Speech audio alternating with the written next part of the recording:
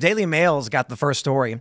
Kamala Harris says, quote, "My values haven't changed in first interview as the candidate despite flip-flopping on many of her policies since 2020. We actually have the clip. I don't care to play it for the most part, but they've issued, CNN is running this preview. So here you go. Look at some of the changes that you've made, that you've explained some of here in your policy. Is it because you have more experience now and you've learned more about the information? Is it because you were running for president in a Democratic primary? And should they feel comfortable and confident that what you're saying now is going to be your policy moving forward? Dana, I think the most important and most significant aspect of my policy perspective and decisions is my values have not changed. You meant I don't want to listen to any more of this. We were getting asked, like, are you guys going to play the interview on the show? No. If it was live, I would watch it, but pre-recorded, I feel like it's going to be edited. Like that. Yeah, who cares? Seemed like they cut to her talking and not, that wasn't like, didn't feel like a flow. Well, she had to look at Tim Walz, and he was like, it's okay, you can do it. And she said, my values haven't changed. And she looked back at him for support. I don't think we should rag on Kamala Harris for this. I think we should say that's very honorable of you, Vice President Harris, that your views have not changed and that you will so strongly assert that you are for the Green New Deal and open borders and decriminalizing border crossings and providing health care to illegal immigrants, and that you're in favor of, Bidenomics and these policies. So everything now that has gone wrong, that you, and Medicare for all, don't forget, all the things that you're supporting and have supported and your views haven't changed, well, that makes you an inviolable candidate.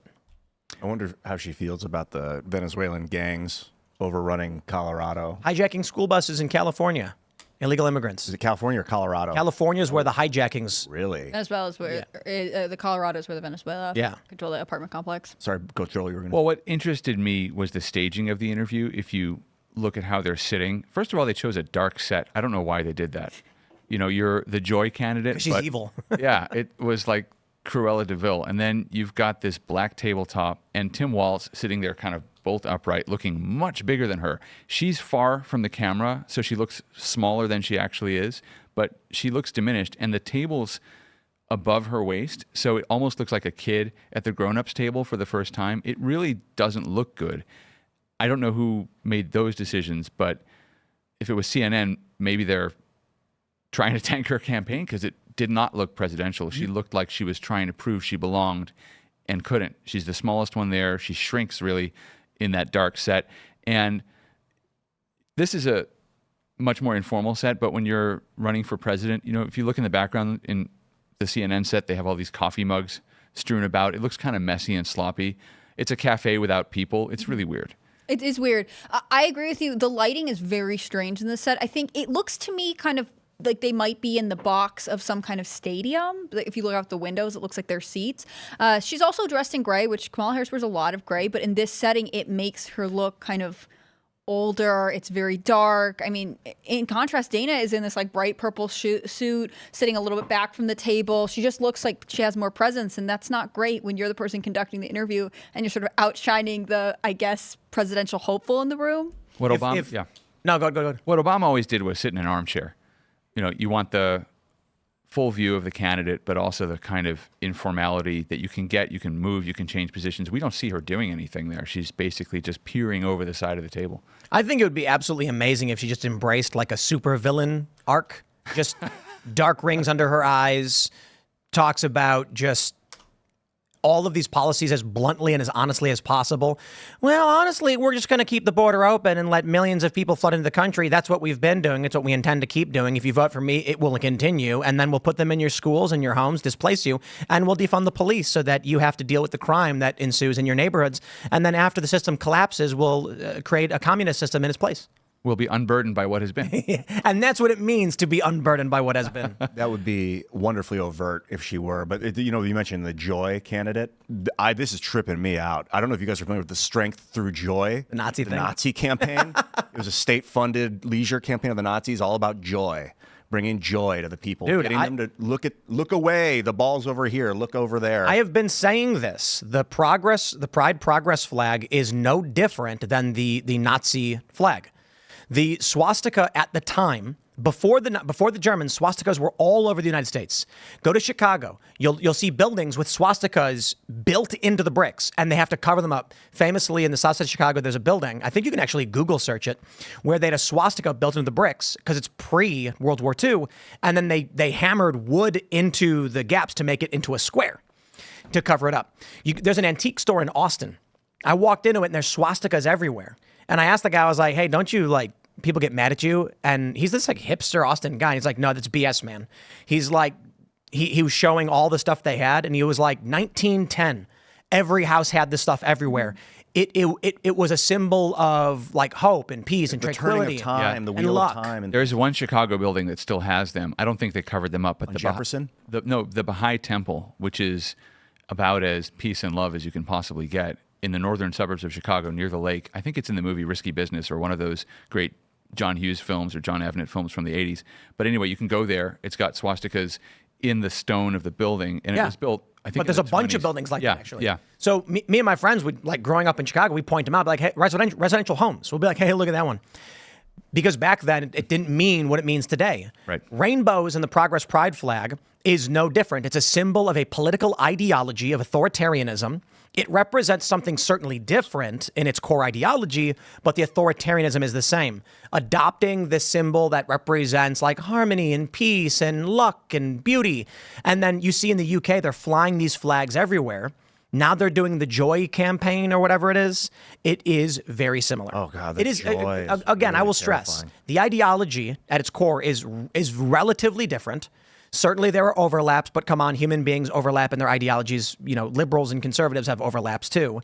It's an authoritarian You don't ideology. have to tell people to be joyful. If things are good, they become joyful by nature. You don't get up on stage and say, we're going to focus on joy. And everyone's like, that's what it is, a bunch of smiling and laughing. Well, and haven't you ever seen the Ren and Stimpy Happy Happy Joy Joy? Yeah. When, what is it, Stimpy sticks the hat on Ren and forces him to be happy the whole time and sing the song? oh, God, yeah. That's sort of what the Biden-Harris administration has been doing for a long time now, right? We'll get these abysmal jobs numbers, and they'll be like, everything's fine. Don't even worry about it. People will say, oh, it's really expensive. And they'll be like, no, you're wrong. Everything is okay. I mean, she is just adapting a strategy she already uses in her day job, being the vice president. The pacification through emotional manipulation. It's like those coexist bumper stickers. When you see those, they mean everyone except you. Right. So Yep. it's a group identification tool, but this joy thing really did come up. I was at the Democratic National Convention in Chicago last week, and everybody was talking about joy, joy, joy. But the one thing that unites the Democratic Party isn't actually joy, it's hatred and fear of Donald Trump. They're absolutely obsessed with it, and they really couldn't hide it. They were very excited. I would almost call the joy part of it relief, now they have a candidate with a pulse. Mm-hmm. They're not going to crash entirely. But there wasn't really much joy holding everyone together. It was a very anti-Trump feeling in the room, and it wasn't actually as much fun as the Republican convention, and I'm trying to be objective here. There have been years where the Democrats threw a fantastic convention and the Republicans had a very mediocre one or a kind of very subdued one. Actually, in 2016, when Trump was the candidate for the first time, the convention for Republicans in Cleveland was really not so great. And that was partly because all the money stayed away, so there were no parties because they were terrified. All the lobbyists and the donors were terrified that Trump was going to crash and burn, so they stayed away. The Democrats had a party in Philadelphia. They lost anyway, but they had a great convention. This was the opposite. Milwaukee Republican convention, awesome. They had a street fair inside the convention perimeter with booths and everything. And the Democrats had nothing. Basically, it was a couple of taco trucks and a porta potty. That's basically what they had. They had cheeseburgers with gluten-free buns at the RNC. Oh, that's legit. That's how open-minded Make Republicans America are. healthy again. Yeah, but they had beer and local coffee, and they had souvenirs, and they had local religious groups talking to people, and they had outdoor podcasts in 100-degree weather for some reason. But hey, man, they were ready. Have you pulled up and really shown people the strength through joy Nazi campaign? It shows a swastika on the Wikipedia. I don't know if that's safe to play on TV, but I'm sure it is. I mean, it is disturbing as hell that they use the tool of joy. Strength through joy. Yeah, but I'm going to be honest, man. You can't just say because Nazis said joy, no one's ever allowed to say joy. But it's the authoritarian mentioning of it. It's like the forcing it on the population to pacify them that's terrifying. If It was promoting Nazism through subsidizing leisure activities, which is different from just saying she's the joy candidate. Yeah, they were subsidizing. They were actually using state funds. Like you gotta be careful, man. Like, you know, I'm sure Hitler liked dogs. You know what I mean? It doesn't mean people who like dogs are Nazis. He was a vegetarian. It's not common for politicians to come and be like, we're going to focus on happiness this campaign. It's happiness, happiness, happiness. The amount of times they said joy at that stupid convention was like, dude. But she's just trying to be Obama 2.0. I mean, his was hope, right? Which, you know, in a lot of ways is a more optimistic word, the same way joy would be. She's just trying to adapt some sort of short slogan and then position herself as this, like, you know, hardworking, comes from, you know, a more challenging upbringing person who's got this sort of derpy white guy with her, and she's going to, you know, make the White House fun again, or whatever Obama allegedly did. Mafa, make America fun again. Oh my God. They're trying. The reason they chose the joy candidacy thing is because she cackles like a fiend, and they needed a way to spin it. Right. She's laughing because she's having fun. She's just what is it like? She's a cackling fiend. When it's like you're just out of your mind. She's ecstatic. It's the ecstasy campaign. Ecstasy. Yeah, joy is an ephemeral emotion. You feel it at brief, intense moments when something happens. It's not something you necessarily feel over a long time. Happiness is more kind of a long-term thing. Greatness is a long-term thing. Joy is like momentary. Joyful.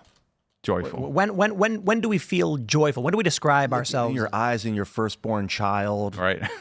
Things like that, I think. You know, beating the video game. I don't know. Maybe that's more like that's accomplished. Right. Yeah, accomplishment. Yeah. I think joy, I mean, it's really, you've got kids. Christmas? You would know.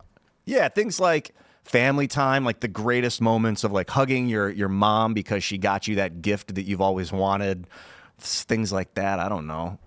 Joy, yeah, love and joy. I feel it sometimes when I'm playing music, like while I'm like really my body starts to like sway with like vibration. I'm like, there's some sort of, but that more is like ecstasy than joy. I don't Forces swirling from the center of the earth again. I can feel it. Yeah. Thomas Hobbes had this incredible idea, which is that happiness over a long period of time has its own noun, which he called felicity. So that was the aim of the well-governed society, was to experience felicity, which was a kind of higher level of happiness because it was so sustained. It wasn't the huge, intense excitement of winning a World Series. I know they didn't play baseball then, but it wasn't that intense childbirth sort of joy, but it was good fortune over a long period of time. And I think, although he doesn't articulate it this way, I think that what Trump is offering is that, and saying you can create your own happiness in my vision of America. Whereas Kamala Harris is saying, let's all get together and do this thing together and do the joy together. Let's do the joy, people. Let's do the joy now. We're doing joy now. And it is very contrived. That doesn't mean it's not real to the people who are doing it, but it is something you have to choose to participate in, and it only happens in that political setting. It doesn't happen in general. Do you guys ever hear about that dancing plague? It's like a legend where like all these people were on a bridge in like medieval Europe and they started dancing and they couldn't stop and they died or something. What was that about? On ergot, I think. I don't know. All I know is there's like this story or some virus where or something. I don't know. People started dancing. Yes. And then there was a mass hysteria where people just couldn't stop dancing and they were losing their minds and then they all died. Dancing plague. Yeah, something like that. I wonder if that is like what the Democratic Party is. Like a large scale mass hysteria. I mean, we call it mass formation psychosis. So there was this, there's this great novel by Norman Rush called Mating, which is a romance novel, but he makes this incredible political point, which is that the left lives for what he calls the insurrectionary moment, the moment where the riot happens and you break through the doors of the jailhouse or you tear down the fence and you pull down the flag from the flagpole. And it's that moment of rebellion, and that's the joy. That's the ecstatic momentary joy. And then you don't know what to do after that. Yep. And so he's like, these socialists live for the insurrectionary moment, that moment of ecstasy when the group is doing something transgressive, and that's exciting. But the hard stuff of governing and trying to run a society, they can't do. And you can't do it if you're trying to do it for everybody. Thanks for watching this clip from Timcast IRL. Make sure to check out the live show Monday through Friday at 8 p.m. on this channel. Subscribe, and we'll see you all there.